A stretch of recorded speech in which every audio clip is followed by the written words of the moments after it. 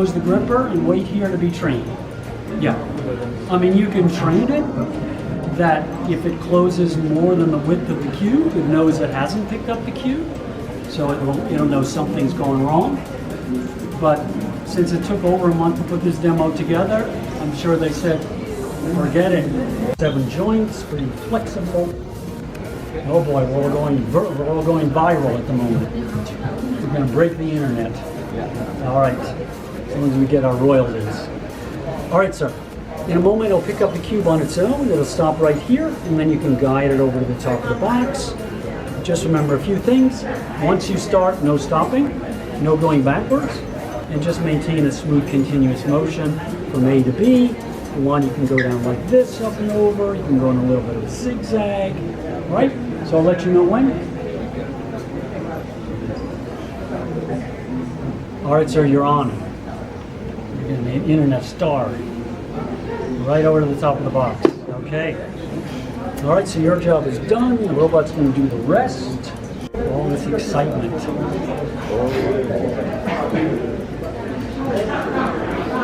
All right, pretty good. So, since we have the 3D picture, we feel the motor's on. It's a little bit different this time. A little more resistance. All right. So this is a Masterpiece Robotic.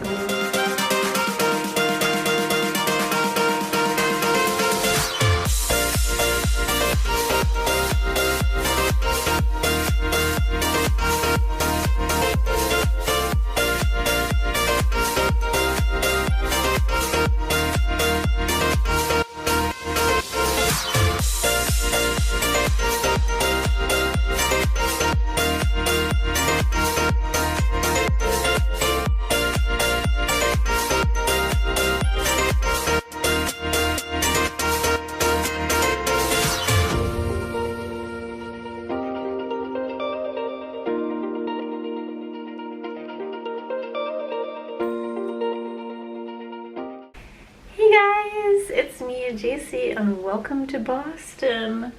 So we did get in yesterday, but yesterday was travel day, and travel day is grumpy day, so there was no filming going on yesterday. But I'll do a really quick room tour. So you come in, here's the bathroom. These are the flushers, and they're the biggest flushers I've ever seen in my whole life. Of course, I didn't film yesterday. I probably should have just done a quick room tour yesterday anyways, because now our room is really messy. But we have this cute little breakfast nook here, and then this is our view. We've got some nice murals out there. So I don't think we might not end up doing anything we planned for today. We had planned to go to Harvard, and Harvard has like a little museum there as well. And then we are supposed to go to a baseball game at Fenway, but it's been raining all day, so probably canceled. So it's Ross's birthday today, so I said, whatever you want to do today, let's just do that. So he changed his mind, and we ended up going to MIT to their little science museum, and took quite a bit of footage there. Some of the stuff was pretty creepy, especially the idea that a pig could hold a human fetus. That really creeped me out. But right now we're back at the hotel room and just resting, and I guess we'll just see what to do. We're kind of in limbo right now, if we can go to this baseball game or not. So. Do you want me to hold? Do you want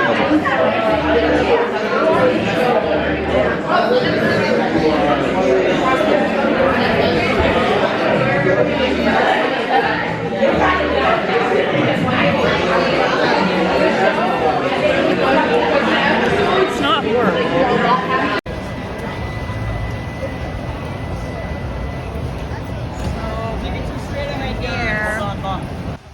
I thought this Lothbridge was so cute.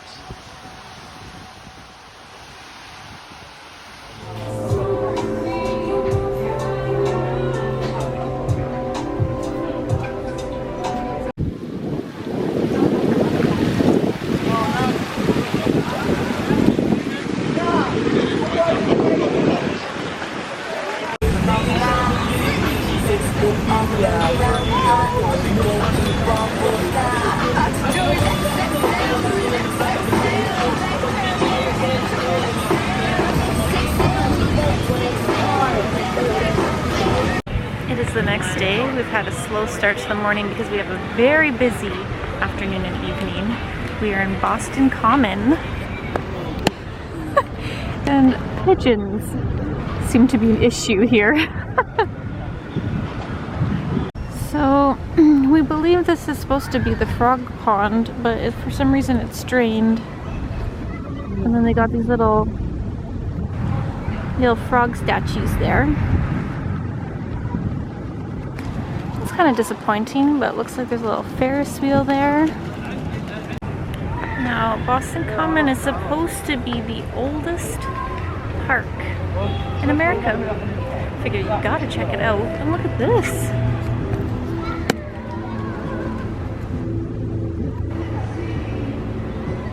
Yeah. Oh. On the office lounge. So, Kate will come with us for it's called the office.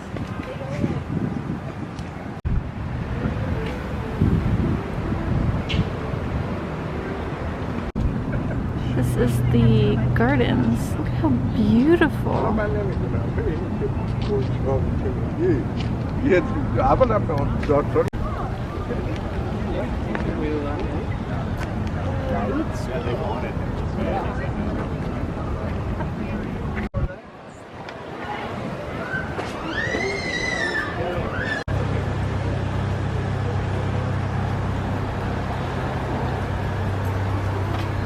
We're back at the hotel for just a little bit. So you know how I get my Starbucks mug at every big city we go to. So I got my Boston right here. And look at, they changed it again. So this is, I think, my 4th series. Which, I mean, it's fine. I just don't understand why they keep changing it like every couple years. And then, so the Starbucks we actually went into, it was just across the street from the park. And apparently it's the oldest Starbucks in Boston. So I was like, well, that's cool. But yeah, they were having a lot of issues. A lot of people were unhappy with their orders. They got Ross's order wrong. Anyways, it was a whole big deal. But next thing we're gonna do is the Tassa Chocolate Factory. Very excited about it. We ended up taking an Uber there. There was no real direct way of taking the subway. Probably would have been faster to walk, but it was pretty cute. And we ate a ton of chocolate that my stomach actually started to hurt. Yeah. Well, so okay. Yeah, these are for. That was fun. We just finished our tour. It was just about an hour. But the fun thing about this tour was the samples. Holy crap, so many samples. Like, my stomach is like, oof. There's so much chocolate. And every different kind of chocolate you could ever imagine. Gingerbread and cinnamon and spicy chocolate and But they also like gave us samples of like the chocolate nibs. And then 100% pure chocolate with no sugar added, like just everything. It was really crazy. Definitely worth the money. And then we just bought one, a disc. We bought one disc, which is the gritty texture. So they had the gritty texture and then they had the smooth texture of the cinnamons. That was our favorite. And the disc can be just put into a cup of hot water and it turns into a cup of hot chocolate. Oh yeah. He was saying it's really good to make hot drinks with, so maybe we'll try that. We're at the Red Sox game, take 2.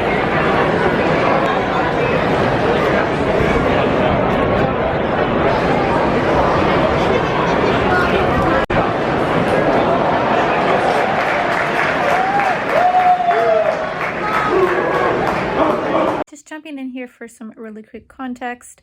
So because the baseball game was delayed a day, we had to leave early in the 6th inning because we already made plans for that day because we didn't think that it would get rained out. So we had to leave early to make it to our ghost tour on time. Squirrels scare me more than the rats because the squirrels are not scared of people at all. And like I've had squirrels, and I've had the trees and see silhouettes dangling from the branches as if they're hanging from gallows. Then many will feel something like a tug on their collar or a tap on their back, or something brushing up against their shoulder. And nothing more. Now, before we go to our next stop, does anybody have any questions? Now, George Parkman, he was known to be a landlord. He was a landlord in the 1840s who came from one of the wealthiest and most feared families in all of Boston. Now, despite this, he was known to be benevolent. He wouldn't have evicted you if you had fallen ill or onto hard times. But if you had ever tried to cheat him out of paying his rent on time, may God have mercy on your souls. Now, he was also known to give out personal loans to folks, especially those who were close friends who requested it. Although, once again, if you tried to not pay him back when your money was due, may God have mercy on all your souls. Now, the final thing to note about Mr. Parkman is his jawline, which is so distinct that he went by the nickname Old Chin. Now, the second key figure is Dr. John White Webster. He was a medical professor from Harvard Medical School, who was known for his long lectures that would put you to sleep, and he was also known for being in debt to everybody. So he had a lavish lifestyle that he couldn't afford with a professor's stipend.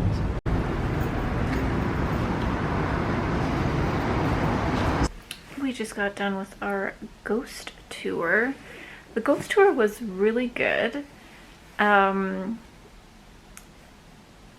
found in Boston there's been some of the nicest, most helpful, friendly people, and some of like the worst, scummiest people as well. It's like a really weird mixture.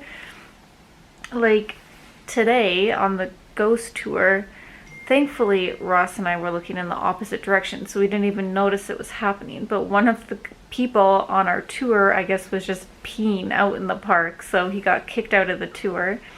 And then when we were heading back to the hotel to take the subway, there was 2 homeless people just passed out on the stairs, so we had to walk over them to get down the stairs. I'm like, oh, God. But anyways, overall, we had a really good day today. The weather was much nicer today. And tomorrow is going to be a really fun day as well. Shouldn't rain again, so fingers crossed.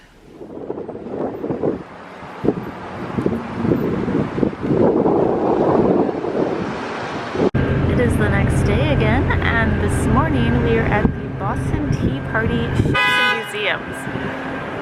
I'm very excited about this one because they like dress up in old garb and they'll like take you through, and yeah, you can see the boats. Pretty cool.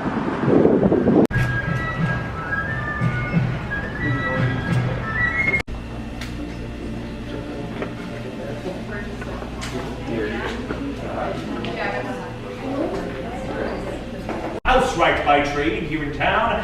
As the title would suggest, my profession deals mainly in the building and repairing of houses. And that means I'm the man you call if anything around the house leaks, creaks, or squeaks. Thank you for laughing. All terrible jokes aside, I am also a concerned citizen of Boston. You see, I and my fellow housewrights have struggled these past few years, particularly during the Townsend Acts. Imagine, if you will, trying to build or fix a house and being forced to pay a tax on lead, glass, paint colors, all the essential tools to my trade, all while trying to support a wife and raise a son. Well, thanks to Parliament, I don't have to imagine any of that. That was my reality. So, how did I respond, you may ask? Well, for the last 18 days, the 3 ships carrying the tea have docked in Boston Harbor, and many men have nightly volunteered to stand guard over the first vessel to arrive, the Dartmouth. May I serve? On behalf of our monarch, King George III.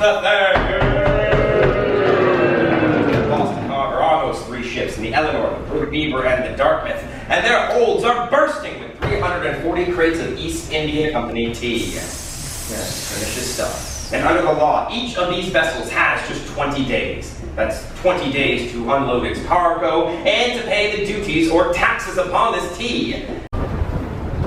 Everyone, welcome aboard. Now, before we get started, I do want to make sure that we are all aware of what is happening here this night. So I am going to ask you all a few questions. Please listen carefully. If you have come here to destroy the King's tea tonight, please say aye. Aye. Yes, if you have come to cast off the yoke of tyranny, say aye. Aye. And if you have come to be captured and arrested, say aye. Aye.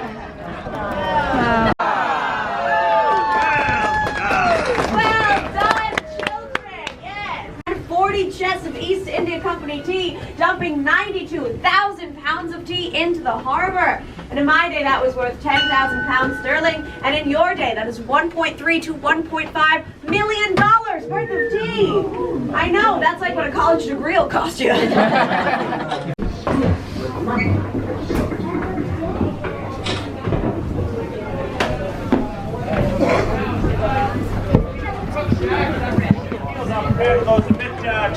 The hotel.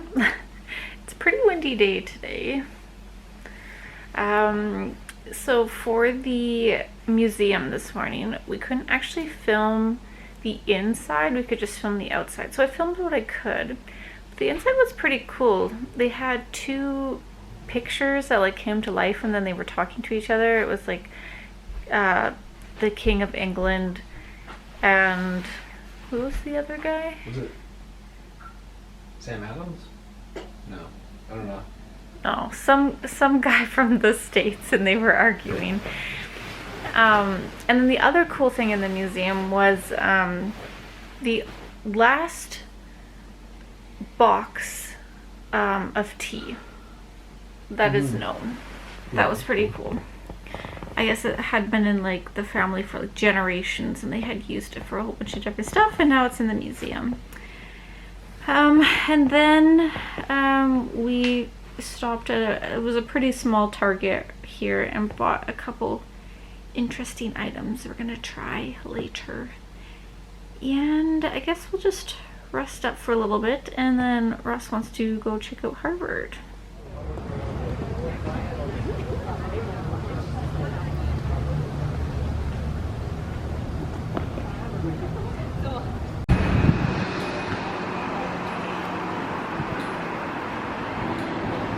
It is our last day here in Boston. We're heading to Salem right away. So yesterday, after a long nap, we went to Harvard, and then Ross wanted to go to this free comedy show, and what, 4 out of the 6 were pretty decent. Yeah, I would say so. Some of them were a bit hard to listen to. Yeah. 2 of them were like, you know, so I would say all of them had good material, but some of them just had a lot of work to do on the delivery. But there was one that... The last one... No, you think no material there? No material there. That's fair. That's what you get for a free show. Yeah, but it was still a lot of fun. I enjoyed myself. Yeah, so that's a wrap on Boston, and next video will be all about Salem. So I hope you enjoyed this video. If you did, please leave a like. Please subscribe to my channel for more content just like this. We'll see you guys in the next one. Bye guys!